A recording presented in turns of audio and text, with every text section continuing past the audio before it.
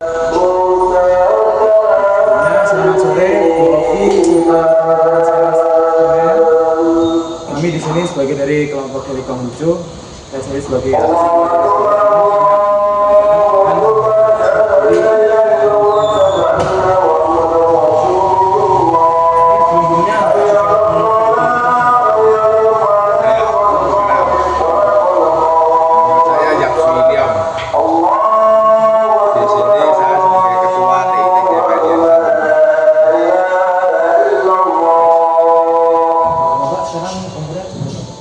umur saya? Iya. Saya di tahun ini 65 tahun. 65 Iya. 65 tahun. Kelahiran 1960. 1960. Kalau ngomong-ngomong ini motivasi Bapak bisa menjadi seorang pembinaan itu apa? Sebetulnya itu kalau menurut saya itu ya panggilan ya. Oh, gitu. Kalau cita-cita sih enggak punya. Enggak punya. Saya terpanggil itu 2011. Adalah saya sebenarnya ya umat yang kemana-mana, saya ke Tuban, ke Surabaya, pokoknya saya mempunyai keinginan kemana, mau berdoa kemana sambil wisata religi lah ya intinya itu. Kemana-mana saya itu paling suka, nah, tapi belum terpanggil. Di tahun 2011 saya seperti terpanggil untuk ikut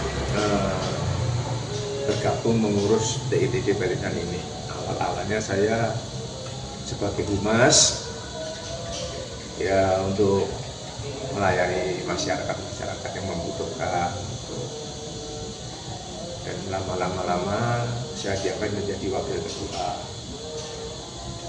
Dan di tahun yang lalu 2024 saya diangkat menjadi ketua TITD Barisan karena ketua yang dulu almarhum. Kalau ngomong ya, Bapak itu menempuh pendidikan biaya bisa menjadi pemuka agama itu selama berapa lama? Kalau di TITD itu tidak membutuhkan pendidikan formal atau khusus. Kalau di TITD ini atau istilahnya itu kelenteng, itu asal mau mengabdi, mau belajar, itu saya rasa tidak terlalu lama juga. Jadi ininya ada kemauan untuk mengabdi dulu. Jadi tidak membutuhkan formalitas sebagai pemuka agama harus sekolah seperti pendeta dan lain sebagainya, itu tidak dibutuhkan di sini. Karena di sini ini diajarkan pertama itu mendidik, mengajarkan umat itu moralitas. Jadi bagaimana seseorang itu bisa bermoral atau bisa menghormati, bisa meneladani budaya dan tradisi, menghormati orang tua, menghargai yang lebih muda, dan selalu ingat leluhur. Itu aja sebetulnya yang diajarkan di sini, tidak lebih, tidak kurang. Karena di sini jujur aja ajaran untuk agama di sini Tridharma ya, ada Buddha, Tao dan Konghucu ya. Itu tidak ada istilahnya itu diancam masuk neraka, dijamin masuk surga, itu tidak ada. Yang diterapkan di sini adalah hukum karma, sebab akibat. Oh, itu. Jadi kalau kejahatan bisa itu yang diajarkan di sini. Jadi walaupun di sini sudah diajarkan begitu, dan nanti umat itu berperilaku kurang baik, ya itu resikonya umat itu sendiri. Seperti halnya kalian duduk di bangku SMA, dari SD, SMP, SMA, itu kalian sudah diajarkan yang baik, yang terbaik, tapi nilainya belum tentu. Ada yang naik, ada yang tidak, ada yang lulus, ada yang tidak.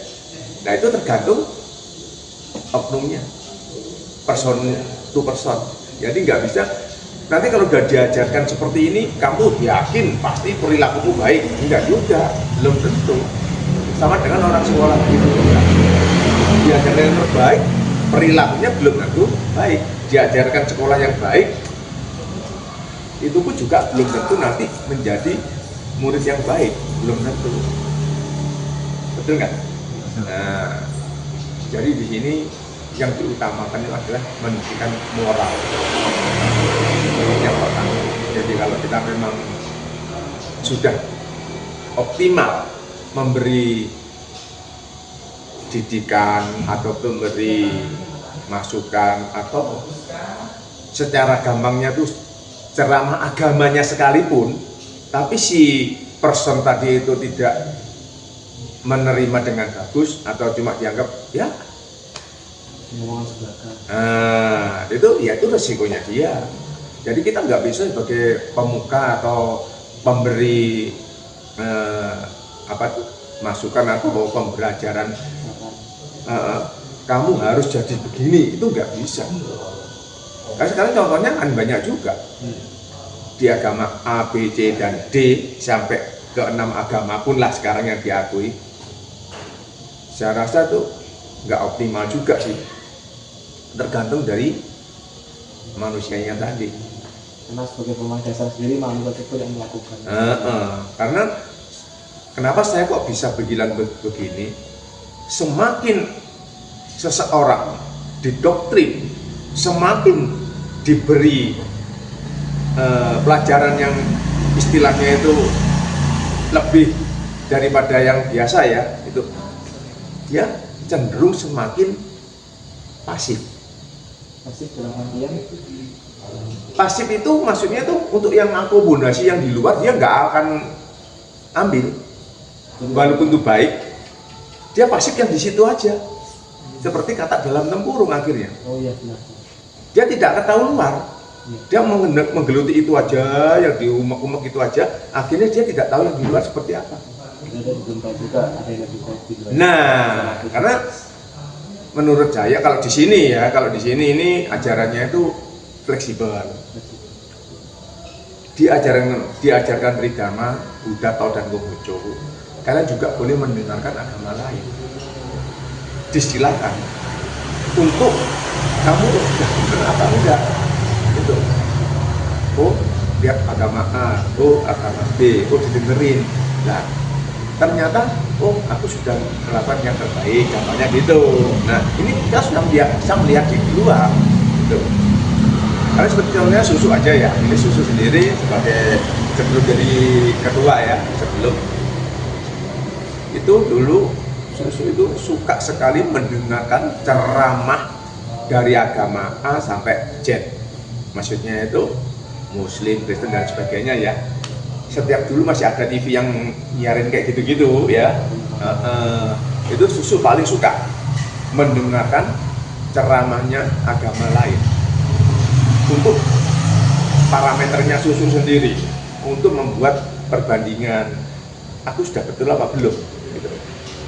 Jadi kalau sudah begitu, kita itu tidak bisa membeda-bedakan, tidak bisa mengkotak-kotak agama A, B, C, dan D, tidak bisa. Jadi intinya, oh ajarannya seperti itu, oh sama. Dari yang diajarkan begini, oh di agama ini juga ajarannya begini, oh di agama ini, oh sama aja sih agama ini juga ngajarin seperti ini. Maksudnya itu tidak boleh berbohong, tidak boleh menipu, tidak boleh menyakiti orang, itu semua ada di situ. Nah, tinggal kitanya aja mau tidak menjalankan seperti itu. Tuh. Cuman ya Pak, ini selama juga menjadi seorang pemuka agama dari awalnya sendiri juga bukan dari cita-cita kan, itu juga dari dorongan diri. Kalau saya boleh tahu syarat-syaratnya apa aja sebenarnya? Syarat-syaratnya yang jadi pemuka agama seperti Bapak sendiri. Yaitu tadi syaratnya kita mau mengabdi, itu awal. Awal mau mengabdi. Kalau kita sudah mempunyai motivasi seperti nanti aku dapat apa ya, oh nanti pahalanya apa ya, itu sudah nggak bisa. Yang penting kita sudah termotivasi untuk mengabdi, mau dan siap, itu aja sih sebenarnya. Jadi nggak perlu persiapan yang khusus sih. Untuk berkorban untuk umat, itu aja. Dari semua yang Bapak ceritakan tadi itu sebenarnya kayaknya ada susah dan senangnya juga. Sama, iya, betul. Karena suasananya itu Kalau dibilang susahnya itu ya ada, cuma bagi saya itu susahnya sih enggak selalu dirasakan ya.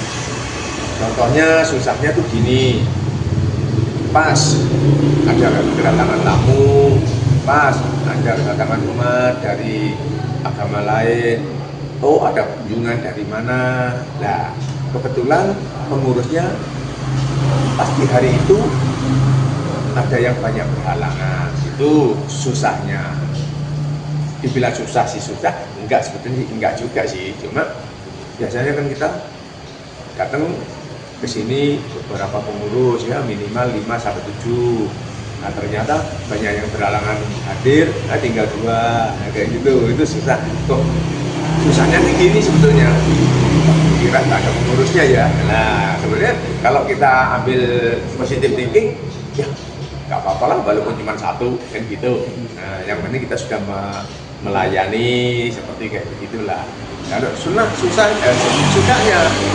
sukanya tuh kalau kita ya, kalau sudah kita bisa kumpul-kumpul bareng-bareng gitu. Ya sekarang ini kan ada acara malam Jumat ini ya, ini sebetulnya kalau kita ngomong di Kelenteng ada keselamatan malam Jumat ini sebetulnya tradisi dan budaya.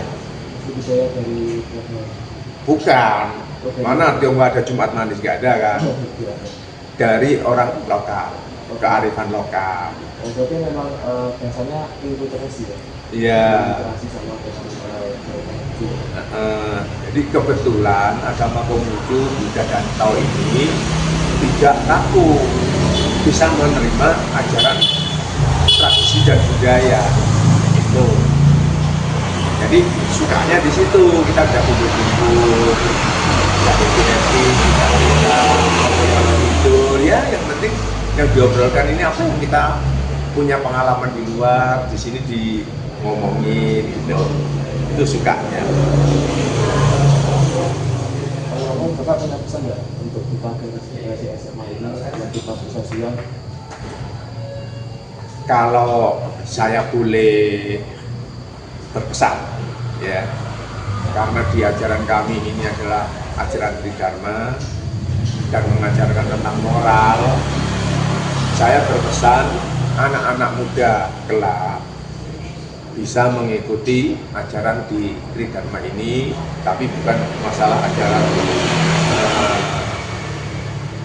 pokok agamanya sih, cuma poin-poinnya tradisi dan budaya yang diajarkan di sini, pesan moral itu tadi, untuk generasi muda seyogianya bisa meneladani yang mendahului kita dulu, karena tidak ada yang mendahului kita dulu, niscaya kita akan ada di bumi ini, tidak pernah akan lahir di dunia ini, ya.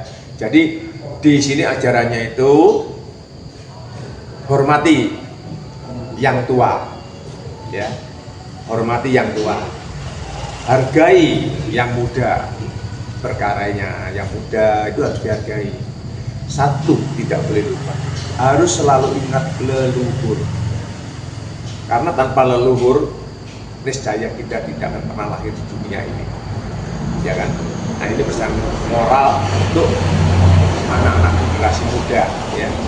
Jadi di sini memang yang diajarkan tentang moral, jadi supaya tata kramanya itu ada. Masalahnya orang pandai dan tidak pandai, susah tidak susah itu adalah pembawanya masing-masing individu. Bukan karena beragamanya pinter, jadi orang sukses, ya bukan. Nah itu nggak ada kontaknya, nggak ada jalurnya. Justru kadang orang yang nggak punya agama, istilahnya yang beladus gitu, kadang sukses. Nah, jadi nggak bisa oh, aku beragama ini pasti aku bisa sukses. Jadi orang pinter, jadi orang alim, jangan dicampur seperti itu. Sudah nggak mungkin itu. Nah, kecuali yang saya pesankan tadi, hormati orang tua, hargai yang muda, harus selalu ingat leluhur. Ini kuncinya kita untuk masa depan.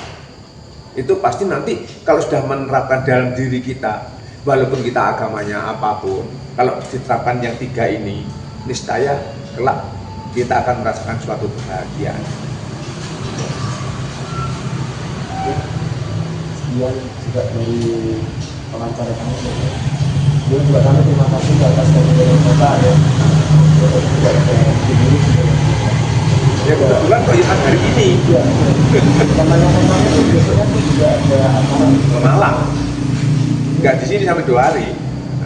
Ke Malang. Tuh.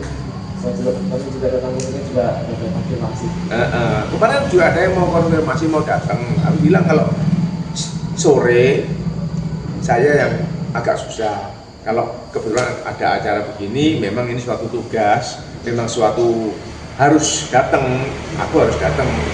Kalau di luar itu, kalau seumpama siang itu masih oke, karena saya rumahnya ditanggung. Kalau kesini tuh saya selalu pakai motor. Kalau pakai mobil lama, jalannya rapat. Nah, jadi kalau siang saya pulangnya nggak kemalaman. Kalau sore di sini sampai jam 5, ya saya pulangnya masih malam. Ya lah nggak hujan. Kalau ada hujan kayak tadi, Ini hujannya udah gede. Itu.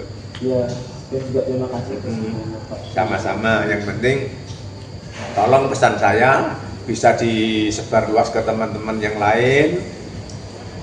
Seperti tadi itu pesan saya, hormati yang tua, hargai yang muda, harus ingat leluhur. Itu 3 itu aja itu yang akan membawa seseorang kelak menjadi seorang yang bahagia. Sukses itu nomor 2, bahagia yang pertama, kaya itu bonus ya. Jadi kalau orang bilang orang kaya itu pasti bahagia, belum tentu. Orang sukses itu pasti bahagia, belum tentu.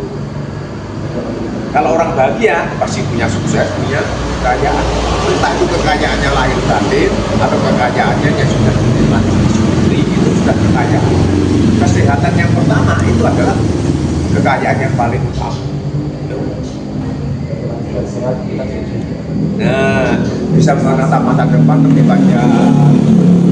Perasaan bahagia itu selalu ada, tidak dihampiri stres terus. Ya, Sekian saya. ya boleh. Nah, terima kasih juga.